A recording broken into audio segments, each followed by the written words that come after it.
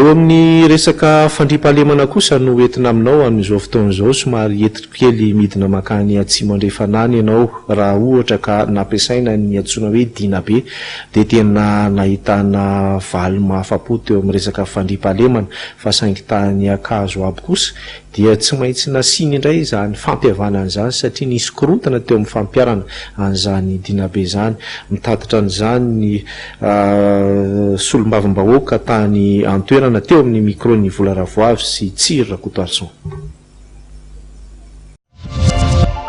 Ny dinabe anisan'ny fifanarahana nataon'ny vahoaka zany io hoentina miady amin'ny tsy fandriampahalemana rehefa tsy naharo ny vahoaka tsony ny fanjakana. Ny nanaovan'ny fokon'olona ny dinabe dia azo ambara fa fahalemen'ny fanjakana miaro ny aina sy ny fananana. Nitsangana ny fokon'olona, tsangana ny vahoaka, tsy hoe haleo tena fa tsangana ireo nanangarany dinabe hiara-miasa amin'ny fanjakana.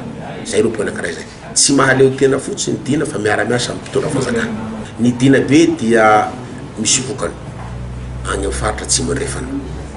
Amin'ny district Sivy dia misy vokany ny fampiaran'ny fokon'olona miaraka amin'ny mpitandro filaminana fa tsy hoe koa hoe mandeha tokana ny dinabe miaraka amin'ny fanjakana. Misy vokany ny hena lavitra misy ny asandahalo agny amin'ny district Sivy iny.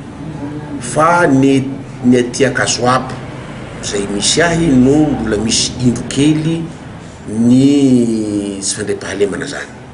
Ny antony dia reo olona zay mpikambana ao anatin'ny dinabe na mitarika an'ireo dinabe reo au niveau fokotany na au niveau commune dia ny akabiazany dia mpangalatra tapa-kevitra fa tsy angalatra tsony dia miverina. Dia azo isaina ny mahay taratasy ny mahay manoratra amin'ireny olo regny. Regny nefa no mitarika an'ilay dinabe zany.